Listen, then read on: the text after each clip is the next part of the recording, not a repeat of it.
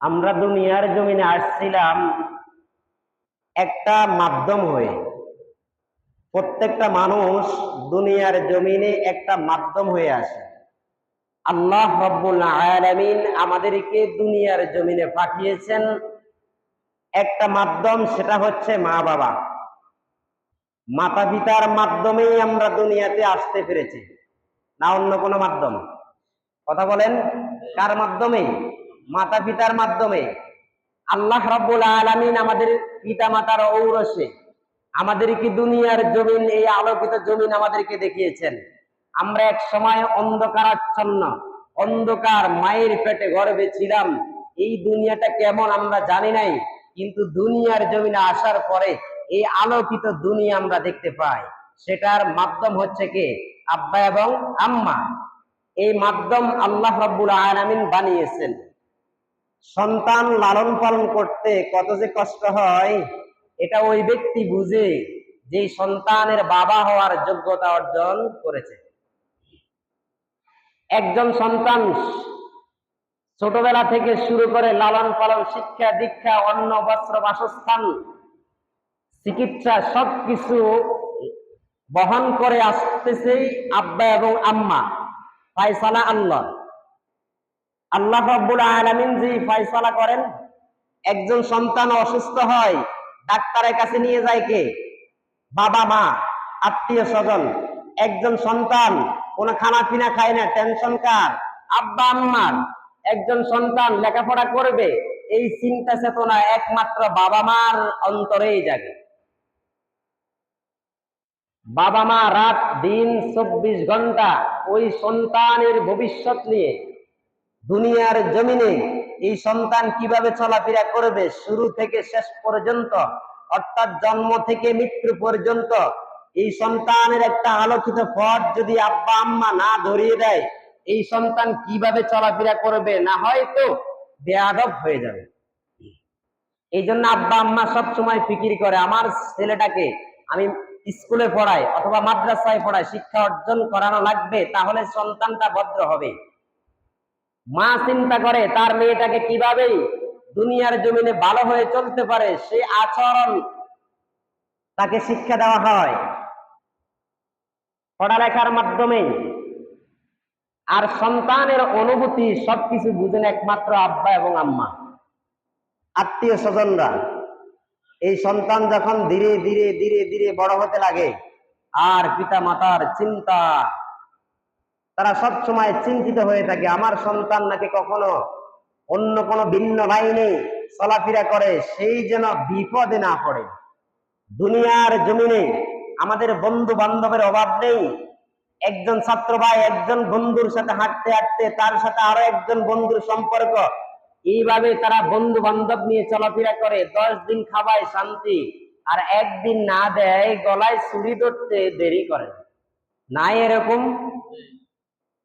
এমনও সন্তান রয়েছে পিতা মাতার সাথে সৎ আচরণ, ভালো ব্যবহার, উত্তম ব্যবহার দেখায় না, অথচ মাতা পিতা কত কষ্ট করে, মাতার ঘাম পায়ে ফেলে এই সন্তানের জন্য কষ্ট করে দুনিয়ার জমিনে লালন পালন করে বড় করে দেয়। আর একটা মায়ের গর্ভে 1, 2, 3 থেকে 4, 5টা সন্তান নয়, 6, 7টা, 8টা, 9টা সন্তান একটা মায়ের গর্ভে ধারণ করে। একটা মায়ের গর্ভে এতগুলো সন্তানের জায়গা হয়। আল্লাহ করে দিয়েছেন যখন মা বাবা একটু বৃদ্ধ হয়, বুড়ো হয়, আর ওই একজন মায়ের জায়গা আমার ঘরে হয় না। এরকম হয় না? মাকে বৃদ্ধাশ্রমে পাঠিয়ে দেয়, আশ্রয় কেন্দ্রে পাঠানো হয়। কেন? আমাদের কাছে ধর্মীয় শিক্ষা নেই। বিজাতি যারা বেঈমান ইহুদি খ্রিস্টানদের কালচার আমাদেরকে ধরে ফেলেছে।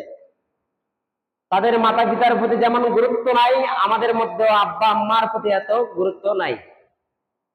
আমরা আস্তে আস্তে দিন দিন ওদের মতো হয়ে যাচ্ছি। অথচ আল্লাহ তাআলা কোরআনের মধ্যে বলেন, ওয়া'বুদুল্লাহ ওয়ালা তুশরিকু বিহি শাইআ। আল্লাহ রাব্বুল আলামিন বলেন, তোমরা আমার ইবাদত করো। ওয়া'বুদুল্লাহ, ইবাদত করব কার? কথা বলেন, আল্লাহ। ওয়ালা তুশরিকু বিহি শাইআ, আল্লাহর সাথে কাউকে শরীক করা যাবে না। ওয়াবিল ওয়ালিদাইনি ইহসানা, ওয়াবিল ওয়ালিদাইন, আব্বা এবং আম্মা পিতামাতার সাথে, ইহসানা, তোমরা সৎ ব্যবহার করো, উত্তম আচরণ করো।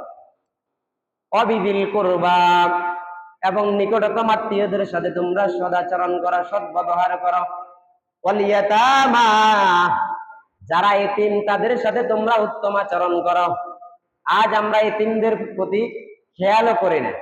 অনেক সময় দেখা যায় ভাই চারজন, একজন ভাই মারা গেলে তার 2-3টা সন্তান রেখে অন্য ভাইরা এই সন্তানগুলোর দিকে খেয়াল করে না। এই ছেলেগুলো, এই মেয়েগুলো যে কত কষ্ট করতেছে, খাওয়া দাওয়া থেকে শুরু করে শিক্ষা দীক্ষা, অন্ন বস্ত্র বাসস্থান সবকিছু কষ্ট করতেছে। আমরা যারা একটু ধনী তারা এইদিকে তাকায় না। অথচ আল্লাহ কোরআনে স্পষ্ট বলেন, ওয়াল ইয়াতামা, তোমরা এতিমদের প্রতি সদাচরণ করো, তাদেরকে উত্তম আচরণ দেখাও, ভালো ব্যবহার দেখাও, তাদের প্রতি খেয়াল রাখো, সেবা যত্ন করো। ওয়াল মাসাকিন, এবং মিসকিনদের প্রতি তোমরা সদাচরণ করো। একজন মিসকিন যখন কারো কাছে আসে কিছু চাওয়ার জন্য, সাইল বলা হয়, তার কাছে কিছু টাকা চায়, কিছু খাবার চায়, আমরা যদি পারি তাকে সুন্দর আচরণ দিয়ে, টাকা থাকলে দিয়ে দিব, কিছু থাকলে দিব, দান করব। যদি না থাকে তাহলে সুন্দর আচরণ দিয়ে, ব্যবহার দিয়ে তাকে পাঠিয়ে দিব। তা না করে আমরা তাদের সাথে উত্তম আচরণ করতে পারি না। অথচ আল্লাহ বলেন, ওয়াল মাসাকিন, তোমরা তাদের সাথে কি করো? সৎ আচরণ করো, ভালো ব্যবহার দেখাও। আমরা তাদের প্রতি ভালো ব্যবহার দেখাইতে পারি না। আল্লাহ রাব্বুল আলামিন বলেন, ওয়াল জারি যিল কুরবা, নিকটতম আত্মীয় যারা আছেন তাদের প্রতি তোমরা সৎ আচরণ করো, ভালো ব্যবহার দেখাও। ওয়াল জারিল জুনুব, অর্থাৎ দূরবর্তী আত্মীয়, ভাই বেরাদার সম্পর্ক, মামা সম্পর্ক, খালু সম্পর্ক, চাচা সম্পর্ক, এদের সাথে তোমরা ভালো ব্যবহার দেখাও। এখন চাচা যদি একটু বৃদ্ধ হয়, মামা যদি একটু বয়সে বড় হয়, শক্তি কমে গেছে শরীরের, আমি এখন যুবক, আমার গায়ে শক্তি, তার সাথে কথা বলতে আমরা একটু দ্বিধা করে নেই।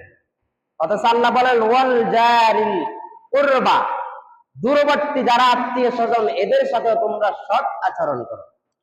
পরবর্তীতে আল্লাহ তাআলা বলেন, ওয়াল জারিল জুনুব ওয়াস-সাহিবি বিল জামবি, সাহিবি বিল জামবি অর্থাৎ সফর সঙ্গী। সফর সঙ্গী দ্বারা এখানে বুঝিয়েছেন মানুষ রেলে করে যাতায়াত করে, গাড়িতে যাতায়াত করে, বাস, লঞ্চ, স্টিমার এগুলা দিয়ে মানুষ যাতায়াত করে, হুন্ডা গাড়ি, মোটর সাইকেল দিয়ে যাতায়াত করে। পার্শ্ববর্তী আরেকজন সঙ্গী হয়ে যায়। একজন মানুষ সফর করতে একা একা পারে না, সাথে আরেকজনকে নিয়ে যায়। আল্লাহ বলেন, এই সফর সঙ্গীদের সাথে তোমরা উত্তম আচরণ দাও, ভালো ব্যবহার দেখাও। ওয়াস-সাহিবি বিল জামবি, মুফাসসিরিনে কেরাম হযরত আব্দুল্লাহ ইবনে আব্বাস রাদিয়াল্লাহু তাআলা আনহু বলেন, এখানে আত্মীয় দ্বারা 2 রকম আত্মীয় বোঝানো হয়েছে। এক রকম আত্মীয় হচ্ছে নিকটতম, একবারে নিকটে, কাছে। আরেক প্রকার আত্মীয় হলো দূরবর্তী আত্মীয়। সাহাবায়ে কেরামদের মধ্যে এরা তাফসীর করেছেন। বিভিন্ন মুফাসসিরিনে কেরাম বলেন যে আত্মীয় দ্বারা নিকট আত্মীয় এরা ভাই বোন, দূরবর্তী মামাতো ভাই, খালাতো ভাই, ফুফাতো ভাই, এরা আত্মীয় স্বজন একটু দূরের যদি হয়, তাদের সাথে তোমরা কি করো? সুন্দর আচরণ দেখাও। ওয়াবিনিস সাবিল, প্রতিমধ্যে, রাস্তার মধ্যে, যাতায়াতের পথে তোমরা তাদের সাথে ভালো আচরণ দেখাও। ওয়ামা মালাকাত আইমানুকুম, তোমাদের কাছে যখন একজন সন্তান আসে তোমাদের কাজের জন্য, কাজের গোলাম, তাকে গোলাম হিসাবে ব্যবহার করতেছ, মাস অনুযায়ী টাকা দিচ্ছ, তার প্রতি তোমরা সুন্দর আচরণ দেখাও। তুমি যেইভাবে খানা খাও, কাজের লোকটাকে ওইভাবে খাবার দাও। তুমি যেইভাবে জামা কাপড় পরো, কাজের লোকটাকে ওইভাবে জামা কাপড় পরাও। এমন হয় কাজের লোক যেই খাবার খায়, ঘরের মধ্যে যারা চলাফেরা করে, বসবাস করে, তাদের খাবার ভিন্ন। আমার সঙ্গে এরকম হয়েছে, আমি এক জায়গায় জুমা পড়ানোর জন্য গিয়েছিলাম। ওদের দোকানে কাজের লোক ছিল, কাজের লোকের খানা ভিন্ন রকম, আমার খানা ভিন্ন রকম। তখন আমি এটা দেখে খুব কেমন জানি লাগলো। লোকটাকে ডেকে আবার বললাম, ওনাকে আমার সাথে খাওয়ার জন্য বলেন, দুজন উভয়ের সাথে একসাথে খাবার খাবো। এটা কেন? একজনকে ভালো খাবার দিবার যে কাজ করে আপনার পুরাটা সংসারের কাজ। গরু মহিষ যারা লালন পালন করে, গাভী ছাগল বকরি, সবকিছু ওই সন্তান, ওই বালকটা, ওই গোলামটা কাজ করে আপনার সংসারকে একটা নিয়ন্ত্রণে রাখে, আর আপনি তাকে খাবার দেওয়ার সময় ভিন্ন রকম খাবার দাও, এটা কোনো ঠিক নয়। আল্লাহ তাআলা বলেন, ওয়া মা মালাকাত আইমানুকুম, কাজের সন্তান যারা কাজের গোলাম, তাদেরকে তোমরা ভিন্ন রকম খাবার দিও না।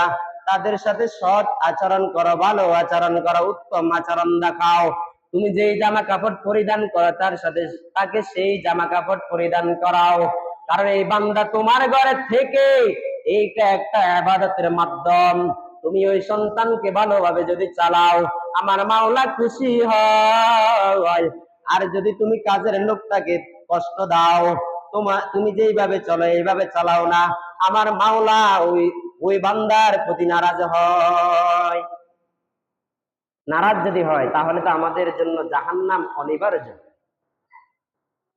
তার পরবর্তীতে আল্লাহ তাআলা বলেন, ইন্নাল্লাহ লা ইউহিব্বু মান কানা মুখতালান ফাকুরা। আল্লাহ রাব্বুল আলামিন মুহাব্বত করে না যারা অহংকার করে, দাম্ভিকতা অহংকারী দেখায়, তাদেরকে মুহাব্বত করে না। জায়গা জমিন অর্থ সম্পদ গাড়ি বাড়ি অনেক কিছু, মুহাব্বত করবে আল্লাহ রাব্বুল আলামিন ওই ব্যক্তিকে যারা অহংকার না করে। আর অহংকার তো করবে একমাত্র মালিক, যিনি আমাদেরকে বানিয়েছেন, সৃষ্টিকর্তা, তিনি অহংকার করবে। তিনি হচ্ছেন অহংকারের চাদর। আমরা বান্দা কিভাবে অহংকার করি, এই জন্য অহংকার করা যাবে না। হাদিসের মধ্যে রাসূল আরবি সাল্লাল্লাহু আলাইহি ওয়াসাল্লাম হাদিসের বর্ণনাকারী হযরত আবু হুরায়রা রাদিয়াল্লাহু তাআলা আনহু বলেন, রাসূলুল্লাহ সাল্লাল্লাহু আলাইহি ওয়াসাল্লামকে এক ব্যক্তি জিজ্ঞাসা করলো, ইয়া রাসূলুল্লাহ, সবচাইতে আমরা কাকে মহব্বত করব, কাকে ভালোবাসবো, সবচাইতে উত্তম হক অধিকারের যোগ্য কে? নবী আলাইহিস সালাম বলেন, ক্বালা উম্মুকা। সাহাবায়ে কেরাম প্রশ্ন করলেন, তারপরে কে? ক্বালা উম্মুকা, তোমার মা। সাহাবায়ে কেরাম আবার প্রশ্ন করলেন, তারপরে কে? সবচাইতে উত্তম আচরণ, সৎ ব্যবহার পাওয়ার যোগ্য। নবীজি বলেন, তোমার মা। সাহাবায়ে কেরাম আবার প্রশ্ন করলেন, তারপরে কে? নবীজি বললেন, তোমার বাবা। সবচাইতে উত্তম আচরণ পাওয়ার যোগ্য। তারপরে কে? তোমার আত্মীয় স্বজন, নিকট আত্মীয় যারা আছেন। এভাবে যখন নবীজিকে প্রশ্ন করা হয়, নবীজি একে একে তিনবার মাতার কথা বলেছেন, আম্মার কথা বলেছেন। তোমরা আম্মাকে সব সময় সৎ আচরণ দেখাও, ভালো ব্যবহার দেখাও। নবীজিকে যখন জিজ্ঞাসা করা হয় চতুর্থবার, নবীজি বললেন, তোমার বাবা উত্তম আচরণ পাওয়ার যোগ্য। তোমার বাবাকে তোমরা উত্তম আচরণ দিবে, সৎ আচরণ করবে। নবী আলাইহিস সালাম অন্য হাদিসের মধ্যে বলেন, বাবাকে যারা খুশি করবে, সৎ আচরণ ভালো ব্যবহার দেখিয়ে, তাহলে আল্লাহ রাব্বুল আলামিন খুশি হবে। আর যারা বাবাকে খুশি করবে না, আল্লাহ রাব্বুল আলামিন অসন্তুষ্টি হবে। আর যারা বাবা এবং মা উভয়জনকে কষ্ট দিবে, তাহলেই আল্লাহ রাব্বুল আলামিন বলেন, এদের জন্য জান্নাত নেই, এদের জন্য জাহান্নাম। কারণ আব্বা আম্মাকে যদি কষ্ট দেওয়া হয়। আল্লাহ তাআলা নবী আলাইহিস সালামকে কোরআনের বাণী দিয়ে বলেছেন, আপনি আপনার উম্মতদেরকে বলে দেন। আল্লাহর নবী বলেন, ওয়াকাদা রাব্বুকা আল্লা তা'বুদু ইল্লা ইয়্যাহু ওয়া বিল ওয়ালিদাইনি ইহসানা। আল্লাহ রাব্বুল আলামিন বলেন, ওয়াকাদা রাব্বুকা আল্লা তা'বুদু, ইবাদত করব কার? আল্লাহর। এবং তোমরা আল্লাহ রাব্বুল আলামিন যেই যেই ইবাদত করার জন্য বলেছেন আল্লাহ রাব্বুল আলামিনের ইবাদত করো এবং পিতামাতার সাথে তোমরা সৎ আচরণ করো, উত্তম আচরণ দেখাও, ভালো ব্যবহার দেখাও। কারণ আল্লাহ রাব্বুল আলামিন বলেন তোমরা পিতা এবং মাতা, আব্বা এবং আম্মা দুইজনের যদি একজনকে বৃদ্ধ অবস্থায় পাও, তাদের তোমরা সেবা যত্ন করো, তাদেরকে তোমরা সুন্দর আচরণ দেখাও, ভালো ব্যবহার দেখাও, তাহলেই তুমি কামিয়াব। আর যদি সুন্দর আচরণ না দেখাইতে পারো, ভালো ব্যবহার না দেখাইতে পারো, নবী আলাইহিস সালাম অন্য হাদিসের মধ্যে বলেন ওই ব্যক্তির নাক কাটা হোক, ওই ব্যক্তি লাঞ্ছিত হোক, ওই ব্যক্তি অপমানিত হোক। সাহাবাই কেরাম প্রশ্ন করলেন, হে ইয়া রাসূলুল্লাহ, কোন ব্যক্তি লাঞ্ছিত হোক, কোন ব্যক্তি অপমান হোক, কেন, কি জন্য বলেছেন? নবীজি বলেন যেই ব্যক্তি আব্বা এবং আম্মা উভয় জনের মধ্যে একজনকে পেয়েছে, পাওয়ার পরেও তাদেরকে সুন্দর আচরণ দিয়ে ভালো ব্যবহার দিয়ে তাদের খেদমত করতে পারে নাই, আর এই ব্যক্তির জন্য জাহান্নাম। নাউযুবিল্লাহ। পরবর্তীতে আল্লাহ রাব্বুল আলামিন বলেন ইম্মা ইয়াবলুগান্না ইনদাকাল কিবারা আহাদুহুমা আও কিলাহুমা, অর্থাৎ বাবা এবং মা উভয়জনকে যখন বৃদ্ধ অবস্থায় অথবা একজনকে বৃদ্ধ অবস্থায় পেয়ে থাকো, তার পরবর্তীতে আল্লাহ তাআলা বলেন আও কিলাহুমা ফালা তাকুল লাহুমা, তাদের সাথে সুন্দর আচরণ করো, কর্কশ ভাষায় তাদের সাথে কথা বলো না, তাহলে তারা কষ্ট পাবে। যদি তোমার প্রতি তোমার বাবা কষ্ট পায়, তোমার প্রতি তোমার আম্মা কষ্ট পায়, তাহলে তুমি এই দুনিয়ার জমিনে থেকে কি লাভ? পরবর্তীতে তুমি অন্ধকার কবরের মধ্যে জাহান্নামের আগুনে জ্বলতে হবে। নাউযুবিল্লাহ। পরবর্তীতে আল্লাহ তাআলা বলেন ফালা তাকুল লাহুমা উফফিউ, তোমাদের পিতামাতাকে উফ শব্দ এরকম কথা বলো না, যেই কথা বললে বাবা কষ্ট পাবে। উফ শব্দ, এরকম শব্দ বাইর হবে, এরকম কথা তোমরা তাদের সাথে বলো না। ওয়ালা তানহারহুমা ওয়াকুল লাহুমা কাওলান কারীমা, এবং তাদের প্রতি তোমরা সব সময় দোয়া করো এবং তাদের প্রতি তোমরা সব সময় রহম চাও আল্লাহ তাআলার কাছে। আল্লাহ রাব্বুল আলামিন বলেন ওয়াকফির লাহুমা জানাহাদ দুল্লি মিনার রাহমা ওয়াকুর রাব্বিরহামহুমা কামা রাব্বায়ানি সগীরা। ওয়াকফির লাহুমা জানাহাদ দুল্লি মিনার রাহমা, তোমরা তোমাদের নম্র, তোমাদের শরীরকে, তোমাদের এখানে জানাহা অর্থ ঢানা, তোমরা তোমাদের মাতা পিতার কাছে তোমাদের ঢানা বিছিয়ে দাও, নম্রের ডানা বিছিয়ে দাও, বিনয়ের ডানা বিছিয়ে দাও, অর্থাৎ ভালো ব্যবহার দেখাও। এবং বলেন রব্বির হামহুমা কামা রব্বায়ানি সগীরা, হে রব্বে কারিম, আমাদের আব্বা আম্মার প্রতি দয়া করুন, যেভাবে তারা আমাদেরকে শিশুকালে ছোটবেলা লালন পালন করেছে, আপনি তাদের প্রতি দয়া করুন, তাদের প্রতি খেয়াল রাখেন। এই দোয়া করা। পিতামাতা যখন দুনিয়ার জমিনে মুসলমান, তাদের প্রতি দোয়া করা, অমুসলমান তাদের প্রতি দোয়া করা, যখন কাফির বেঈমান এদের প্রতি দোয়া করে দুনিয়ার জমিনে জীবিত থাকা অবস্থায়, আর যদি মৃত্যু হয়ে যায় তাহলে রব্বির হামহুমা কামা রব্বায়ানি সগীরা, এই দোয়া জায়েজ নাই। কারণ জীবিত অবস্থায় থাকলে সন্তান মুসলমান, বাবা ও মুসলিম, এই দোয়া যখন করে আল্লাহ হয়তো পারে তাকে ইমানের দৌলত দান করতে পারে, ইমানের তৌফিক দান করতে পারে, এই জন্য এই দোয়াটা পড়ে। আর যখন মৃত্যু হয়ে যায় তখন এই দোয়া পড়ে না পড়া, কারণ আর মৃত্যু হয়ে গেছে অমুসলিম হিসাবে, কাফের হিসাবে, বেঈমান হিসাবে, তখন সেই অমুসলিম দোয়া করলেও কাজে আসবে না। জীবিত থাকা অবস্থায় তোমরা দোয়া করবে। খেদমতে মা দরে পে দরে কোন সুবহ শাম, তাকে বাসি দর্দ আলম নে কোনাম। খেদমতে মা দরে পে দরে কোন ইখতিয়ার, তাকে বাসি দর্দ আলম মুখতিয়ার। মাতা পিতার খেদমত করা, খেদমত করো সকাল সন্ধ্যা দিন রাত্রি। যখন আব্বা আম্মার খেদমত করতে পারবে দুনিয়ার জমিনে সকাল সন্ধ্যা, তখন আল্লাহ রাব্বুল আলামিন বলেন তুমি দুনিয়াতে এবং আখিরাতে কামিয়াবি হবে। মাতা পিতার যদি খেদমত করে যাইতে পারো তাহলে উভয় জগতে তুমি সৌভাগ্যবান অর্জন করতে পারবি। তুমি সন্তান যখন অসুস্থ হও, তোমার মা পুরা রাত্র ঘুমায় না, মা তখন কান্নাকাটি করে টেনশন করে, এ আমার সন্তান তুই অসুস্থ, আমি মার ঘুম নেই। তুই সন্তান খানা খাও না, আমি মা টেনশন করতেছি। তুই সন্তান যখন কোথাও বিপদে পড়ো, আমি মা তোমাকে নিয়ে টেনশন করি রে সন্তান।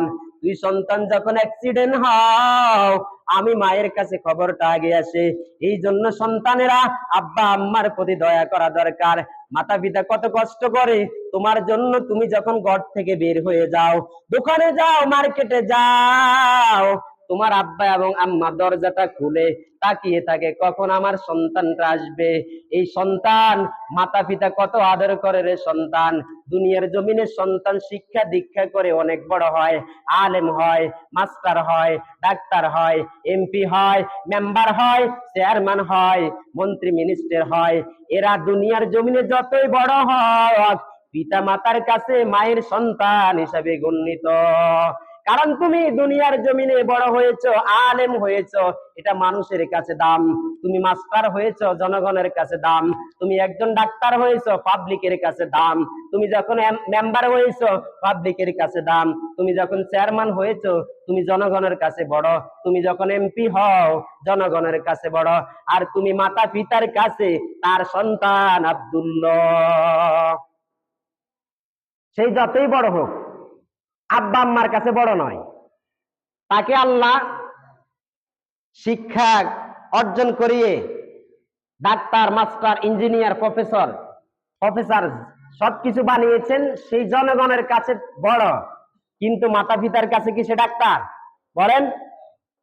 আব্বা আম্মার কাছে ডাক্তার নয়, আব্বা আম্মার কাছে মেম্বার নয়, চেয়ারম্যান নয়, এমপি মন্ত্রী নয়, এটা জনগণের কাছে। এই জন্য মা সবসময় বলে, রে সন্তান, আমি মা তাকিয়ে থাকি তুই অসুস্থ হওয়ার পরেও কখন তুই খানা খাইবি। আমি মাকে ভুলে যাস না রে সন্তান। আজ আমরা এমন অবস্থা হয়ে গেছে, যখন একটু বড় হই আব্বা আম্মাকে কোনো দাম দেই না। আমার গায়ে শক্তি আছে, বাবার সাথে কর্কশ ভাষায় কথা বলি। অথচ নবী বলেন, না না, তোমার আব্বা আম্মাদেরকে তুমি দাম দাও, তুমি তোমার আব্বা আম্মাদেরকে সুন্দর আচরণ দাও, ভালো ব্যবহার দেখাও, তাহলে তুমি দুনিয়ার জমিনে কামিয়াব, তোমার জন্য রয়েছে জান্নাত। আর যদি উত্তম আচরণ না দেখাইতে পারো, অনেক সময় অনেক মা এবং আব্বা হুজুরদের কাছে যাইয়া, ওস্তাদের কাছে যাইয়া বলে, ও হুজুর, আমার সন্তানটাকে লক্ষ লক্ষ টাকা দিয়ে পড়ালেখা করাইলাম। ও স্যার, আমার সন্তানটাকে আমি হাজার হাজার টাকা খরচ করে মানুষ বানাইতে চেয়েছিলাম। এই সন্তান শিক্ষা দীক্ষা অর্জন করে একজন বেয়াদব হয়ে গেছে। এই সন্তানের কারণে যেখানে সেইখানে লাঞ্ছিত হয়, এমন একটা জায়গার মধ্যে এমন একটা অপকর্ম করে বসে, একটা গুনাহের কাজ করে বসে, আমি বাবা লাঞ্ছিত হয়ে যায় এই সন্তানের কারণে। কেন ধিক্কার জানাই, তোমার আব্বা আম্মা এত কষ্ট করে টাকা পয়সা খরচ করে পড়ালেখা করাইলো, আর তুমি যদি তাদের মতো সুন্দর কথাবার্তা শুনে, আলোচনাগুলো শুনে জীবন যাপন করতেই, তাহলে তুমি কামিয়াব হইতে। আর একজন আব্বা, একজন আম্মা সন্তানের খারাপই চায় না, সব সময় এই দোয়া করে, আমার সন্তানটা ভালো লাইনে থাকুক, আমার সন্তানটা সব সময় নেক নজরে থাকুক। এই দোয়া আব্বা এবং আম্মা সব সময় করতে থাকে। কিন্তু আমরা তাদেরকে সেই দাম, সেই আচরণ দিতে পারি না। এই জন্য আল্লাহ রাব্বুল আলামিন আমাদেরকে কোরআনে কারীমের আয়াত এবং হাদিসের